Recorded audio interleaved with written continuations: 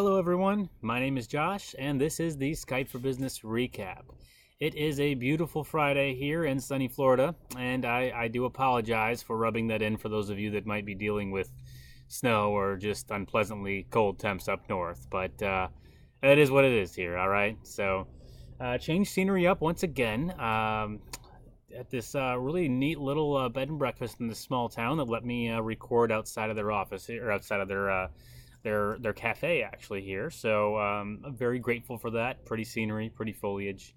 And I wanted to get away from the water today because there's a little bit of protection from the wind here, and it was just windy down there. So that's why we're where we're at for today. This week wasn't a huge week in terms of lots of different announcements on the Skype for Business side. There were some topics that did come up, and a particular one that I'm going to hammer on this episode. So hang in there with me, hear me out, and let's see if you agree and we can make some change happen. And if not, let's just get some other thoughts on it. All right, that's what we're all about. So let's start out by switching over to the Infinity screen, as is customary, and then jumping over to Firefox, as is occasional. And this brings us first to 365.live, a new website, a rebranded website by Mark Vale, who is an Office Servers and Services MVP. He last year had launched the Skype show. And the Skype show, I want to say, had 12 runs. Oh, we see episode 12 there. So yes, I'd say he had 12 episodes, monthly episodes, a show that was largely centered around Skype for Business, Microsoft UC, and that was pretty much what the content was going to be centered around. It was usually anywhere from an hour to an hour and a half, had 1 to 2 guests each show, and had a few different in-depth technical overviews and presentations. Great show, very informative, and we were glad to have it last year. Mark, however, has decided to change gears a bit here, and he has rebranded to 365.live. Now, he will clearly be talking about Skype for Business still. That is where his bread and butter has been. That is where his MVP came from, the Skype for Business side of things, so we'll still be hearing about that often.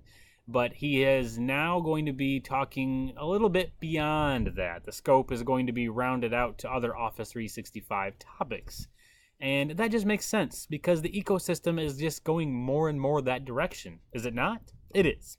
So this makes sense, and it's an interesting and good change. So Mark's first episode that he put out was in March. He announced this back in January, March 1st. And this episode was the track with Skype for Business. So he's starting out where he's, in his home product, if you will. And his guest was Doug Rutledge. Doug Rutledge, I believe is actually the correct pronunciation there, but Bridge Operator Console. So that's what they were talking about from Bridge OC. And he has a quick synopsis here in which he lets us know that his conversation with Doug included one, talking about their Operator Console product and diving in there, but then talking about Bot Framework, how they're using that to help their customers, and also a little bit of discussion centered around Power BI. So some very interesting topics. Then, of course, we have the video embedded right here on the post. Be sure to check that out. Watch it. It's about 30-ish minutes right in there, and a very good show. Then a little bit of information about Doug at the bottom there, as well as a link to Bridge OC's blogspot and a gallery for the BOC, a gallery link for the BOC call recorder. All right. Congratulations on launching this new initiative, Mark. Excited to see you back in the video scene, and I look forward to what's up next month. Okay, now let's jump over to the topic that is pretty much going to dominate today. This topic is going to be Microsoft Teams. I felt like this last week was just the week of Microsoft Teams. There was a lot of new stuff announced, a lot of developments that took place, and I'm very eager to see not only what everybody's response to these announcements is, but also I'm going to share the direction I want to see it go and how I'm trying to advocate for that.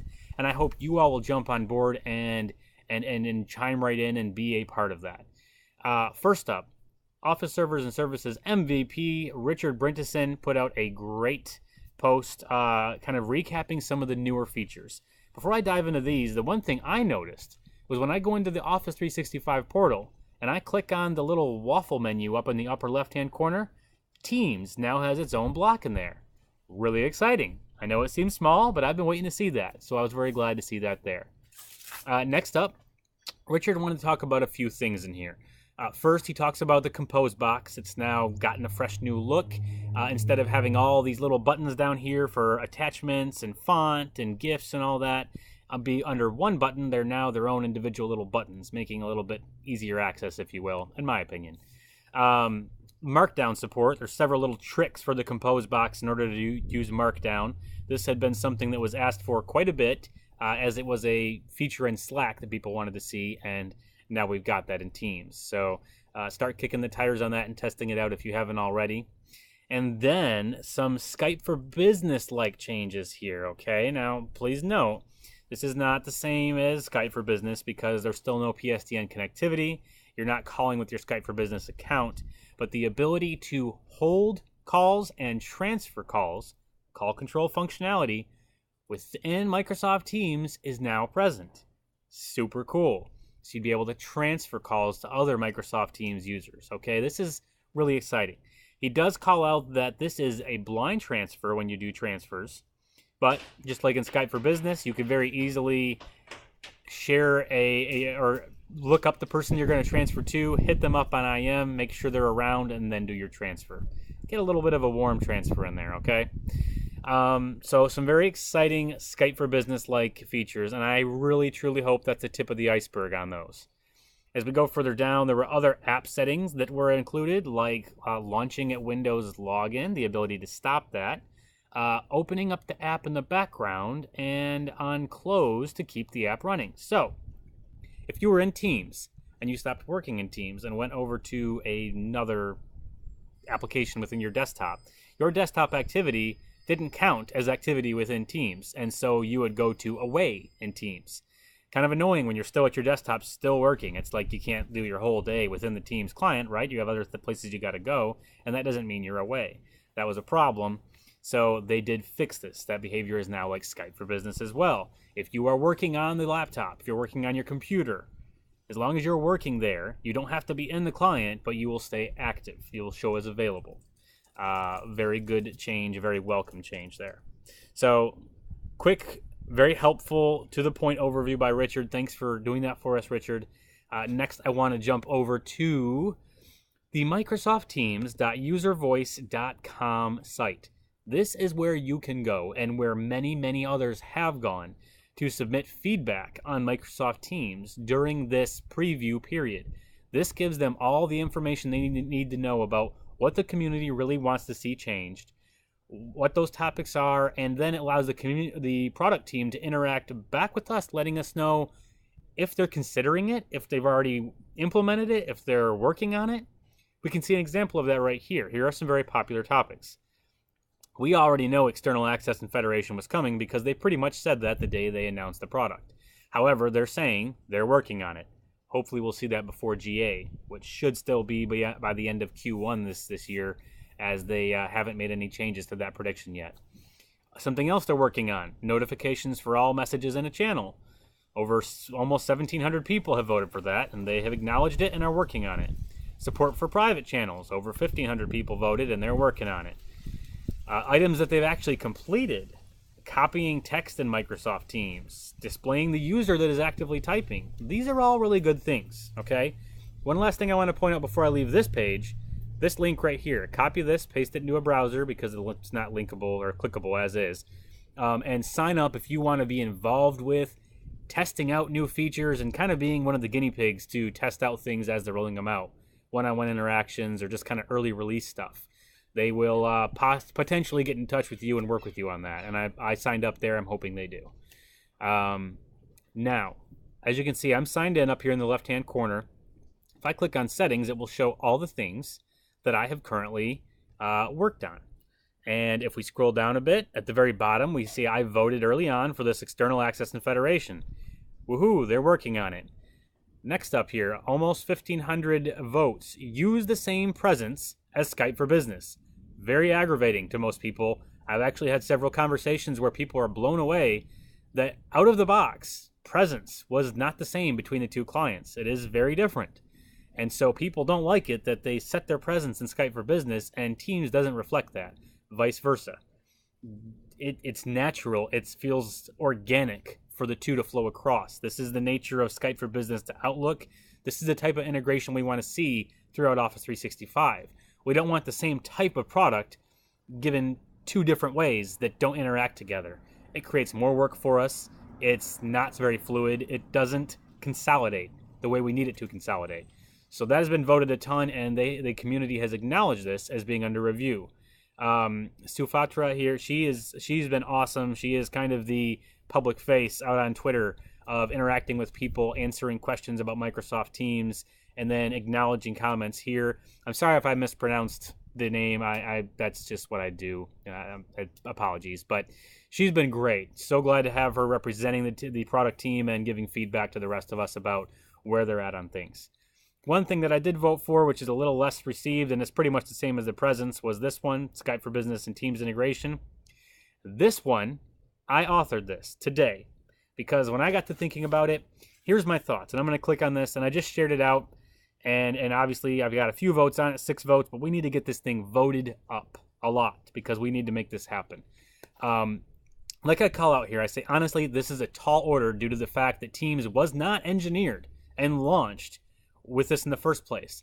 But I want to see a complete integration between Teams and Skype for Business. So much so that we're not even talking integration. We are talking Skype for Business in Teams. Not some extra chat presence thing in Teams. Skype for Business chat and presence in Teams. We already have our meetings from Exchange showing up in Teams. We have audio video capabilities in there. It's great that the presence looks the same and that all our stuff looks the same, but it's not great that it's not the same. And that's what we need it to be, the same thing. We need it to work between places. And beyond that, what I'm calling for in this post is that we get pretty much all the features, all the functionality of the Skype for Business client, and that they find a nice, clean, pretty, beautiful, awesome, elegant way of putting all that stuff into the Teams client. They're doing a great job with the interface of the Teams client, and if they can make Skype for Business live in there to the point that we're placing and receiving PSTN calls, we have other advanced enterprise voice functionality. We're still doing everything we normally do in Skype for Business, but have the benefit of the persistent chat-like features that we already have with Teams, managing our projects through Teams themselves and channels, managing our files related to those teams, OneNote. All this stuff is amazing, and having Skype for Business coupled with it under a single roof would be phenomenal. And so far, the response that I've seen from people that have liked the post and commented on it on social media has been very much in agreement. No one's argued against that with me so far. So, while I realize there may be some serious engineering challenges, I think it is within Teams' best interests to make that happen. I think the most potential that it can be realized will happen under those circumstances. So that is my plea to the Teams product team, that we do the work that we need to do to get there. I have created this LinkedIn post, shared that out, to one, link to that request so people can go and vote, but then two, give a good solid explanation about what, the background on Teams, what I'm looking for, why I'm looking for it, and why it makes sense. That's what I'm hoping that will come from this article, from that post. I hope we'll gain a lot of traction, and I know that's what Richard's hoping for. That's what he predicted early on, and a couple other people I've talked to since. They want to see that happen. So let's bring those products together, shall we? Awesome. That's the end of my pitch on Teams and Skype for Business. Moving on, I am very, very pleased and excited and honored to make the announcement. I already made it on social media, but that I was awarded the Microsoft MVP Award in the Office Servers and Services category on Wednesday, March 1st. For those of you that didn't know, and there are a few of you that still hadn't heard yet, the MVP program went away from a quarterly award cycle and are now doing monthly award cycles on the first of every month. They also are, that was started February 1st. They're also going to be doing re-awards, not every month, one time for all MVPs each year, July 1st. So that's what we're looking for. So that changed. March 1st came along, and I had the very humble fortune and, again, just very honored and excited to be awarded the MVP award. If you search for Josh on the MVP site, you will now find me and my profile. That's all I'm going to say on it. I'm very excited, looking forward to working with the group, looking forward to increasing and continuing to work strongly with the community, putting as much helpful content as I can out there. And of course, all of your feedback always helps on that. So keep throwing that my way. All right, let's jump back over to the infinity screen and back to my camera. That's all I've got for today, guys. Thanks for joining me. I actually got one done on a Friday again. I know I fell back off that train last week, but we're going to keep at it. We're going to keep trying to get Fridays solid. And once I get a solid regular office, that'll be a little more possible, right? So thanks for tuning in. If you enjoyed the show or found it helpful or are as passionate as I am about that Skype for Business Teams integration, retweet, share this episode, and also share that article. All the links to all the content will be on the YouTube video description. You can find it all there. You guys have a great weekend. Be safe, and we will see you back here next Friday. Adios.